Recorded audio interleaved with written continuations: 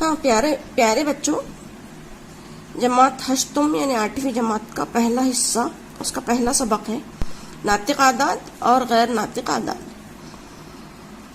آئیے ذرا یاد کریں میں دیکھتے ہیں کہ ہم طبعی اعداد کے گروہ، مکمل اعداد کے گروہ اور صحیح اعداد کے گروہ اور ناطق اعداد کے گروہ کی شناخت کر چکے ہیں۔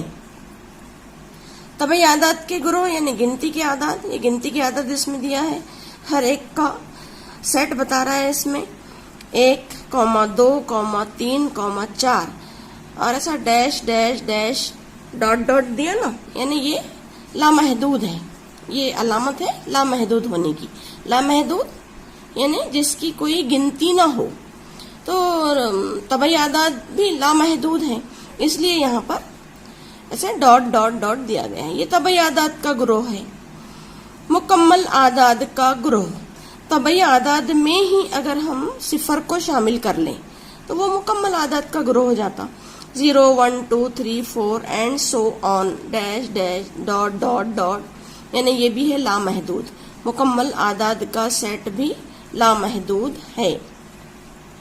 اسی طرح صحیح اعداد کا گروہ،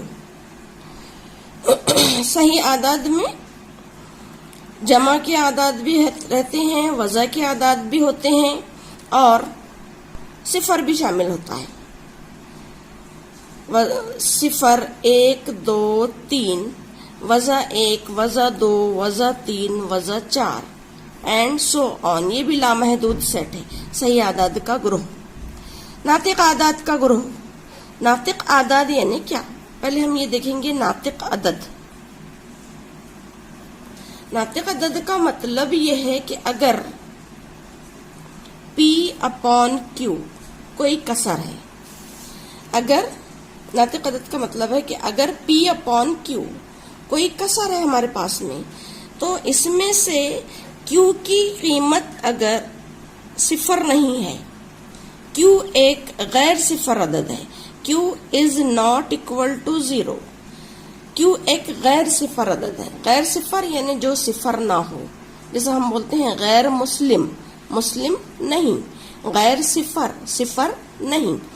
تو اگر Q صفر نہیں ہے اس میں، اب یہ نصب نما کہیں گے اسے، اگر ہم کسر میں آئیں تو یہ ہے شمار کنندہ اور یہ ہے نصب نما، یعنی کوئی کسر کا نصب نما اگر is not equal to صفر، تو یہ والی